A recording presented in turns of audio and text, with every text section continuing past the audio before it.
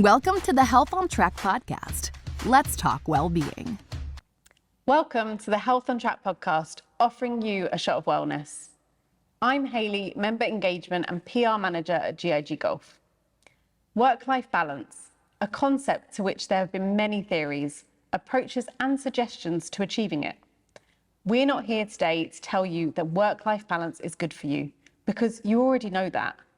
We're here today with our guest speaker to help you prioritize yourself.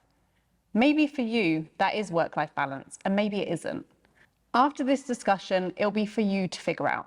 Our wonderful guest speaker, Dr. Louise Lambert, is a registered psychologist, researcher, and professor with 20 years of experience, as well as teaching and researching happiness and well-being. She's head of happiness programming and policy design with happinessmatters.org. Dr. Lambert is also the founder and editor-in-chief of the Middle East Journal of Positive Psychology, a journal dedicated to positive psychology in the region. Thank you so much, Louise, for joining us today, taking the time. A very impressive bio. Thank you. Thank you. So I know we said we're not talking about work-life balance specifically, but just for our listeners, can you give a brief example of what work-life balance is? Well, it's a term I don't like either, so I'm glad to hear you say that. Because it gives this impression that there's work, and then there's life, and they're perfectly balanced in between, and that we can just seamlessly shift from one to the other, investing here for X amount of hours, investing there for X amount of hours, and that when you do the math, it all comes out beautifully. But real life isn't like that. It's a big mess. I mean, everyone thinks work-life balance, so that you need to juggle both of them, which I agree with you, is just not the case. You have to juggle all together as a whole, as a person. And how can you wear the hat of CEO and then kind of try and switch that? It's not a switch, it's kind of working together in harmony as you as a person, correct? Well, we're kind of moving towards this idea of work-life integration, if you will. And I think as more and more people work from home, that is maybe being a little bit easier to do. But it's this idea that you're never going to get X amount of hours at work, X amount of hours just for your personal life. But instead, you might get 20 minutes here. You're like, oh, yes, I have a free hour. I'm going to go and do my thing. Whereas you might also have to borrow an hour later in the night for work. So it's really about finding pockets of time, but remembering that your life matters as much as your work does. And that's really the piece around prioritizing your life. Nice. I like that what you mentioned, because I don't think everyone sees it that way. They kind of see, okay, so especially I'd say corporate companies, and correct me if you think I'm wrong, but corporate companies, it's like, so you do your 9 to 5. So that 9 to 5, you have to be solely dedicated that 9 to 5. What you're saying here is, say you had a pocket of 20 minutes that maybe you needed to put the baby down, or you wanted to see your daughter because you know you're going to work late tonight. You can balance that out by kind of spending that time during the day. Then at night, you bring that hour back, and you've kind of managed to do both things that you'd love. Yeah, and I think it's a little bit more congruent, if you will, with how we actually live our lives. We do switch back and forth. You might be at work, you get a call from the nanny, the babysitter, the driver, pick up groceries.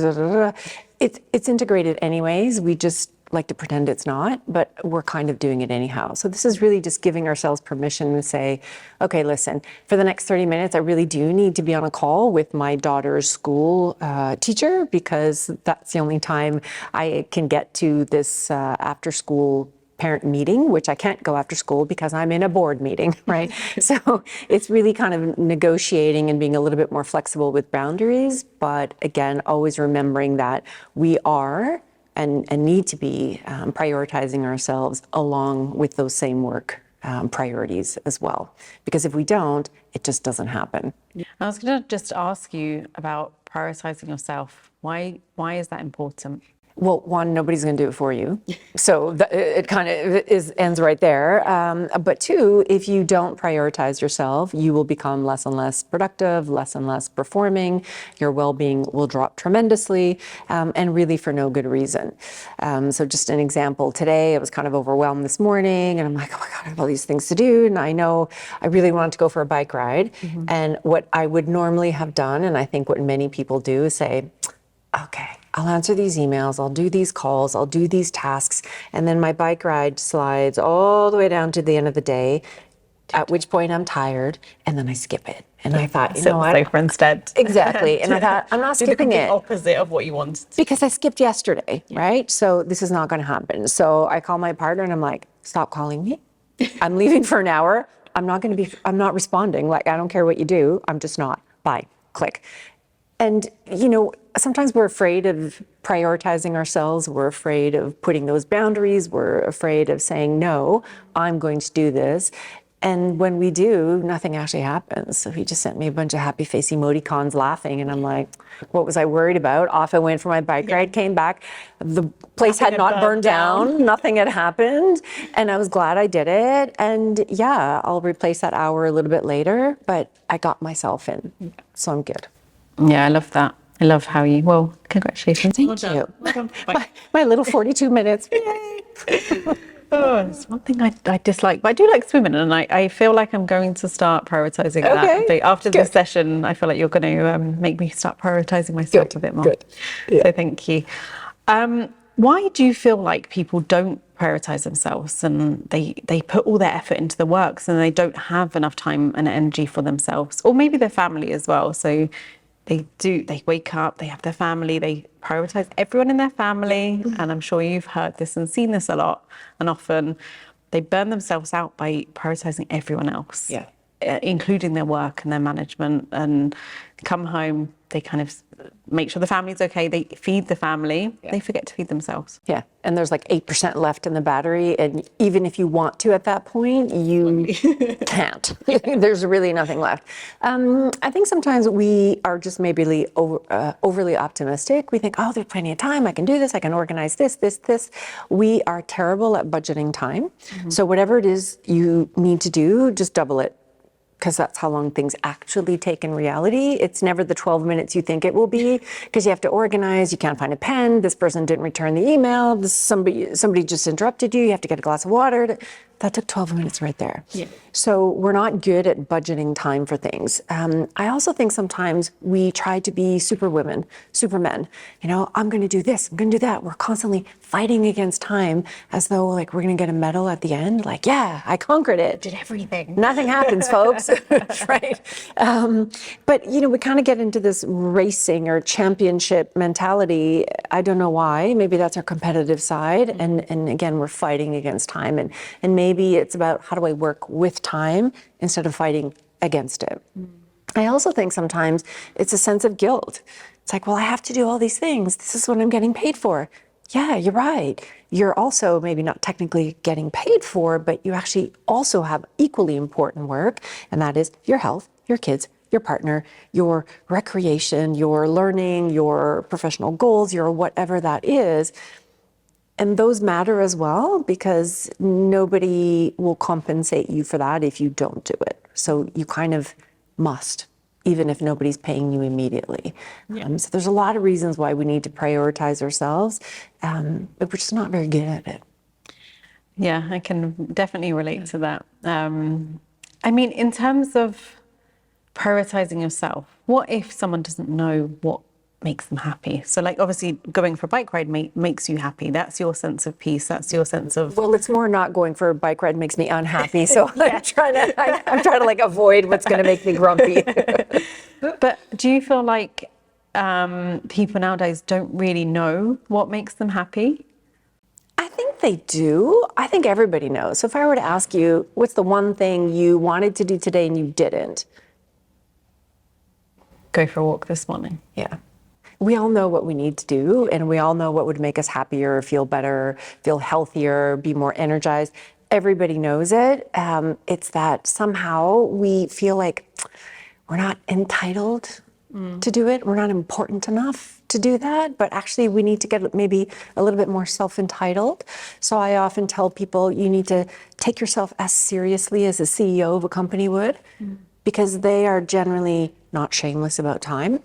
So if you look at a CEO's schedule, meetings are, 10 minutes, 5-minute increments, 15 minutes, whereas the average person will be like, hey, and then we chat. And a meeting for a meeting. And, oh, you want a cookie? And, oh, hey, how are you? And it's just like, huge time wasters. But if we took ourselves more seriously and said, literally, because I want to go on my bike ride, I only have 10 minutes to spend with you. Let's get straight to our meeting. How can I help you today? Yeah. We would be able to get that done in 10 minutes. It's that, the expression, work expands to the size that you give it. And we need to be more mindful that literally, if you have 10 minutes, that's all there is. Yeah. And we can speak really quickly in 10 minutes, actually. Times two. Times two, exactly. So CEOs do a lot of things. So one is prioritize their time. The other one is also prioritize their energy. So you think about like my brain function, if you will, is best in the morning. So I get up really early, I do a lot of research, I read, I write, I do all that first thing in the morning. Now, some people would say, well, you should go and do your exercise in the morning because there's no interruptions then. Mm-hmm. I know that, 5 and a.m. in theory, it's good, and I wish I could do that, but my thinking is best in the morning. I don't want to waste that time. Yeah. Now, that's why I try to do my bike ride at 10:30 in the morning, which is very inconvenient, which I have to struggle against because by then the emails are coming in. But that's how I've chosen to do it. Because if I try to do the cognitive work later in the day, it will take me 3 hours longer. Like, I'm terrible. I cannot string together a sentence at this time of day. Yeah. Like now. Yeah. Okay. You're doing well so far. Doing great. Okay, good. You're doing Good. great. So part of it is, being shameless about time, understanding what time of the day we're better at things than others, and try and reorganize your day as you can. You may be able to do that a little bit. You may be able to do that a lot. It may look different on a Tuesday versus a Friday. But thinking about where would be the best time for me to do this, reorganize stuff. I mean, there's no rule that says you must do this at 10 o'clock or 12 o'clock. So why are you persisting in doing it at 10 o'clock or 12 o'clock? Yeah. So it's really about taking control over stuff and making that happen. How do you recommend that for corporates? So people working in the corporate space that have a kind of, so maybe rigid. Very rigid. Okay, you've got to be in the office at 9 and you don't leave till 6 kind of thing. How can they structure a day that kind of helps them prioritize themselves? So I think, again, you can do that within the context of a day. When are you most social? When are you least? Can you rearrange a few meetings and do a little bit of sneakaroo and engineering with your activities? Are there things you hate doing that your equal colleague loves and things he or she hates that you like? Great. Switcheroo, let's do that again. Are there tiny pockets of time where if you can't get to the gym for an hour after work, can you sneak in 10 minutes in the staircase during lunch and 10 minutes in the staircase during your second break, right? So it's again thinking pockets of time, tiny adjustments. How could I preserve my energy? How can I sneak back some minutes? And I think usually we can find or we can create more minutes there. Yeah, I think totally. I think everyone, if you actually really looked at your day, there's a lot of time. There's a lot of time. I mean, I hear it often. I'm so busy, but then I'll see someone standing in the corner chatting. I'm like, if you're that busy, how do you have time to do that? Exactly. Yeah, you're not that busy. I know. I'm watching you. No, you're not. I see you. But yeah, it's those kind of things. But so how, for someone who's looking to kind of prioritize themselves a bit more, how would you go about asking them to kind of look at their day? How does that look like for our listeners out there if they're like, actually, you know what, I need to do this. Like Louise has really made me think I need to do this for myself. So I think the easiest, instead of saying, okay, where can I put all the building blocks and what do I need to do, is to ask ourselves a better question, or maybe a different exclamation mark, and that's get a life. Let's say that. Okay. If you have a life, it's really easy to leave at 5 o'clock. Yeah, if you've got something to go, like, that you want to go. If you've got something cool to do, you will leave on time, or even a little bit earlier. Sunset, you want to see the sunset. You will do that. You've got an event. But if you're just going home to cook the boring dinner that you probably had the night before anyways, that you have, because it's the only thing you know how to cook, right? And if it's just a night of TV, like that's exhausting right there. So, we kind of need to think about it this way. You start Monday, you're fresh, yay, battery's full. Tuesday, Wednesday, Thursday, Friday, your battery's empty. And it's empty because you have not replenished that battery with anything other than work that is rejuvenating and re-energizing. So often what we do, we work all day Monday and then we kind of like, and we wait till Tuesday. And here's Netflix and the macaroni and cheese, whatever you're eating, right? We get to Tuesday, that battery hasn't been recharged. Yeah. So you're just kind of like shutting off the phone with a low battery and turning it on the next morning equally with a low battery. And we do this for days on end. But it's not only days on end, we do this for weeks on end and months on end. So effectively we have work life, non-work life. But we don't have our life. Yeah, because you're not doing anything apart from You're not doing anything from resting. And actually, you're not even resting because laying on the couch watching Netflix actually And scrolling on your phone. And scrolling on your phone at the same time, right? You're actually not even watching Netflix, but is depleting your energy even further. So get a life is actually really good advice. So get a life might be join a choir. Join a Ironman training, I don't know, stand-up comedy, cooking club, whatever. It doesn't matter. And the difficulties, because people often get to the end and they're like, I'm tired, I don't have the energy for that. I know, but we need to understand, you need to spend energy to get energy. Okay. So you need to like force yourself, you're allowed to swear and complain, I don't care, but you just need to get yourself there. And then suddenly when you do, you're like, I'm so glad I came. And you can stay up till 11, 12 o'clock Exactly. because actually you're having such a good time. You're having a good time Yeah. and you're filling up the battery. Yeah. And now you get to Tuesday and you've started Tuesday with a full tank. So you actually perform better during the day on Tuesday, despite the fact that you did something maybe a little bit later than usual, that used energy, but that gave you energy. And so this idea, it actually has a name in the research literature and it's called serious leisure. Seriously. Like get serious about something outside of work. Okay. So that you get excited about it, passionate. It could be macrame class, like I don't care what it is, but find something that lights your fire, right? That uses your skills, your talents, that you can grow from, that is a little bit challenging. It needs to be hard enough, because if it's just something easy, then you're just passing the time. But also that you get to meet new people, so you're intellectually stimulated, you're socially stimulated, you're connecting, you're using your body, doing exercise, whatever it is. And then work-life balance, automatic. You don't even need to give it a second thought. You're doing it without having to plan and structure and steal minutes. You're like, yo, I got this. I'm out of here. So it becomes a lot easier. I love that. I love your expression, get a life. I'm going to... Get alive. Get alive. I'm going to say that to And we everyone all now. think we have a life. We don't. Yeah. We're just holding our breath. You are, the example you used is perfect, and I hope everyone resonates with that, because I know myself, I tend to try and be in bed by 10. I have a baby girl, she's 14 months, so she's quite an early riser. So I try to be in bed, but the nights that, say, my husband and I, we plan a date night and we do something really fun, like a few months ago, we went painting. We did like a painting class when you literally splat the paint up the wall. Nice. And it was just so creative and so fun. And time flew by and it was 11 o'clock. And I was like, wow, it's 11 o'clock. my bedtime. But my adrenaline was so high and I didn't end up going to bed till 12:30 and we still got up at the same time. But the next day I didn't feel exhausted. Yeah. Whereas, because but if I stayed up and watched TV till the same time, I would feel awful. Yeah. So is that the energy bucket? So because I did something fun, You feel the and bucket. passionate, like I was passionate about, I felt the bucket and filled my energy up. Whereas, And you were probably a better mom the next day, a better employee the next day. And your husband was probably like, my wife's awesome. My wife's so She's so awesome. fun. She's so fun.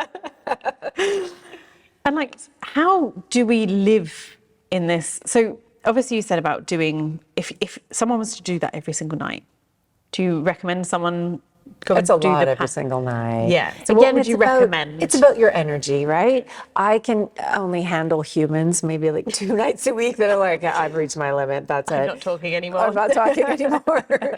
Some people it's 3, some people it's 4. I'm not that social. And some people it's 1 and they're like, I've reached my limit. Monday's done. Okay, very good. Once a week is my Once a limit. week. So you need to find your limit. It doesn't matter what it is. But again, always thinking about get a life, live your life. And if your life is once a week, fine. But then do the math as well. That's 52 nights a year for you. If you're okay with that, great. But is that a life? So it might be 52 and a half. Maybe you're going to meet somebody for like 45 minutes.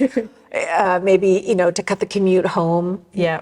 Instead of being stuck in traffic for 2 hours, you take a shortcut, meet somebody for 30 minutes, have a cup of tea, carry on home. You'll probably get home at the same time. Exactly. So why not? Right? So it's about, again, stealing those little minutes, but thinking about you have a life to live. And if you're just holding your breath until the next day, the next week, the next month, you're actually not living your life. And nobody gives that back to you. It's kind of a scary Quite thought. powerful, yeah. I just paused for a moment when you said that. Yeah. Yeah, and I hope our listeners are thinking the same thing because, you're never going to get You this don't time get it back. Ever. No. So that's really depressing. So I'm just looking at you now going, oh, wow. Wow, that's awful. What do I need to do tonight? Do you want another terrible stat? Yes, please. Okay, there's a I love wonderful stats, so lady. I've suddenly forgotten her name, but if you look it up, it's called 4,000 Mondays. Okay. So I was like, 4,000 Mondays? What's 4,000 Mondays? We only live 4,000 Mondays. That's it. 4,000? That's That seems it. like such a... It seems huge, 4,000, but I don't know about you, but I'll be 50 this year. So I cut out like Wait for your maybe age. X amount, right? Yeah. And I calculated this in the summer, and I think I had like 1,700 and something left. And I'm like, oh my gosh. So being conscious that time is going on and you're watching Netflix, me too, I do the same, but like, we're missing our lives. We're missing our lives. Yeah. So literally do the math, figure out how many Mondays you have left, stick that on the fridge, and be very mindful of time. I love that. Yeah. So everyone go out and Get a calculator. work out your Mondays. And I mean, does it always have to be something big? Can it just be like 30 minutes, 45 minutes, or does it have to be I think like a whole night? I think our modern lives, sometimes 30 minutes is all you're going to get. Yeah. Sometimes it might be 10 minutes. Sometimes it might be 30 seconds. And I watch these stupid cat videos or, the nature shows like the National Geographic. And I'm like, oh, look at the little tiger. And I'm like, oh, that's so cute. And like, my life has been reduced to this. But it's something non-work and non-work. Yeah. It's a little pocket. So Even if it's just a walk. tiny little thing, right? So just thinking in terms of little minutes, you're not going to get 3 days. That will happen in the summer. That will happen the odd long weekend. And even then, you're going to waste it doing laundry anyhow, right? It's like we're also terrible at using the time when we have it. But really being intentional about the time you have, and that clock is always ticking. So if it's 6 minutes, take them. Yeah. Because if you don't, somebody else has. Yeah. And in regards to like well-being, so someone who's looking to who's already exploring their own personal journey, and this is part of their personal well-being journey, how can you stay consistent with that? What do you recommend with staying consistent in the journey for well-being and the journey? Oh, don't put the rules on. Because it just adds pressure, right? And this is the idea. We come back to that work-life balance. People think it needs to be 50 here, 50 there, too. Take whatever you can get. Yeah. If it's inconsistent for a couple of weeks, fine, it's inconsistent. Don't worry about it. But it's just, be mindful that this is what you have. And once it's gone, it's gone. And you're going to miss a few, of course. I mean, you're going to get a flat tire, your kid's going to be sick, like whatever. They're just things we need to deal with. But overall, it's just being mindful of that time. So don't put too many rules on yourself. Yeah, no, I love that. I think the other element to this is social media. Social media plays a big, this is a whole conversation in itself. But I mean, I know when I was going through my journey that I would wake up in the morning and I'd feel really guilty if I hadn't gone to the beach, meditated, wrote my gratitude journal and spent 45 minutes just listening to the sound of the waves. Okay, so can I tell you a secret? I follow a whole bunch of people on Instagram and I mute half of them. I had to actually Yo, stop because they made me feel annoying. bad. You're making me feel guilty. I'm not going to unfriend you because then you're going to know, but I am going to mute you. I think I've muted. I'm sorry, everybody. Like, I just mute so many people because I'm like, I don't need this pressure. Yeah, and that's the thing is, I feel like it is pressure. Yeah. And it's pressure to be of a certain standard, and to achieve ultimate well-being, you should be like this. And I feel like it was around 2020, just after COVID, that everyone started doing this and saying to achieve a fulfilled day and to have your energy, you must do and have this list of things. So I used to write this list of what I needed to do. Oh gosh, so happiness is a job now. Yeah. Add that to your job description. That was my to-do list in the morning, to be happy. And I always found I never accomplished it. Well, no. Therefore, I was a failure at happiness. At happiness, I can't even do what I'm meant to do to be happy. Yeah. And so how do you feel about kind of the social media and the norms of people dictating how happiness should be? So I find this hilarious because I research positive psychology and people are always like, oh, you must be really happy. And I'm like, no, like I'm kind of miserable lots of times. Don't worry about it. Like, yo, just do you. 80-20, similar to nutrition. Yeah. And it's just like, whatever. These are just like guidelines, and they're not even guidelines. It's like, think about it like in terms of vitamins. You should have more or less these levels of vitamin D, C, A, but that doesn't mean you're just going to like inhale a whole pot of them. Like, and if you don't have them, you're also going to be fine. Nobody drops dead because they're missing a particular vitamin, and that's a little bit decreased. It's fine. Just yesterday, I also did a talk on this exact topic, why it's okay to be a little miserable and actually it might be good for you. And this idea that happiness has become the social expectation, this new standard of success. Yeah, happy people. Before it used to be skinny people, and then it was, I don't know, there's always a new fad going on, and now it's the happy people, the revenge of the happy people. And it's just, do you? And if it's a night of Netflix, great. But just be mindful of what you're choosing. So again, we just want you to live your life on purpose and like it matters versus by accident and because you couldn't be autopilot. Yeah. Yeah. That's what you always do. Make dinner. And we're not saying there's nothing wrong with that, but it's just when you look back on your life, do you want to go, yeah, that was awesome, or I watch some great series. I watch some great series and you don't even remember what they are, right? That's the other thing. You don't even remember what they are. Someone's like, what are you watching? Oh, And you did don't watch even... something, but I can't remember what it was called Yeah, now. I So think it couldn't it's have been that good. Yeah. But I could tell you the name of the painting place 2 months ago. Perfect. So yeah, Exactly. it's about the experiences. And you mentioned about being miserable. Is it okay to feel sad? Of course it is. Yeah. We've demonized sadness. I don't know where this has come from. Right? It is an emotion. You're allowed to feel it. You're allowed to also feel dissatisfied, cranky, miserable, tired, like, oh, I hate the world. Like, it's fine. It's okay. Because those emotions also come to tell us something. Yeah. So if you're dissatisfied, if you're feeling low, if you're feeling like something's off, great. Something probably is. So figure out what that is. And if you spend your time being happy all the time, now, if you genuinely are, fine. But if you're not and you're feeling this need to pretend or to, act on it, you're actually missing out on opportunities for growth. And you're also like not using courage. Not being authentic. You're not being authentic. But again, there's tons of things that we learn from these negative emotions, and they're designed to help you improve your life.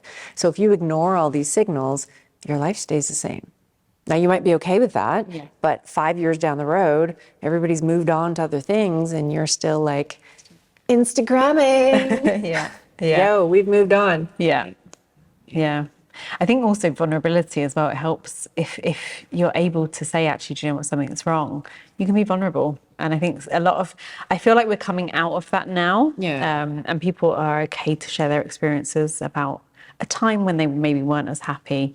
But I feel like before it was like sadness and We being vulnerable. stigmatize. We It was a stigmatize really bad sadness. thing. Yeah. And there's something wrong with them if they're depressed or anything like that. And actually, it's the opposite. When somebody's happy all the time, I'm like, What is wrong with you? what is wrong with you? Like, you're manic. That's actually a mental illness, like mania, Yeah. that you need to be medicated. Like, Yeah. that's not good. Jumping around and springing like a bunny. Are you okay? Yeah. We are, I mean, I could talk to you for hours. I feel like this has been very, very short. We'll go painting. Yes, We'll go painting. let's go painting. Good. Fill our cups. Cool. If you had one piece of advice for our listeners, what would that piece of advice be? Ignore everybody, including me, and and just think about what is one tiny thing I'd like to do for myself that would be fun today. Go do that. Go do that. That's it. Like, And just your go do quote that. again? Get alive. Get a life. Get alive. Get a life. I love it. Thank you so much for My joining pleasure. us. My It's been pleasure. amazing. I have loved our conversation. I hope the listeners Fantastic. have loved it as well. Awesome. Thanks. And everyone, get a life. Please go and do something that fills your cup today. Remember, we're available on YouTube, Spotify, Apple Podcasts, and Angami. Stay well and keep thriving. Thank you. Thank you so much.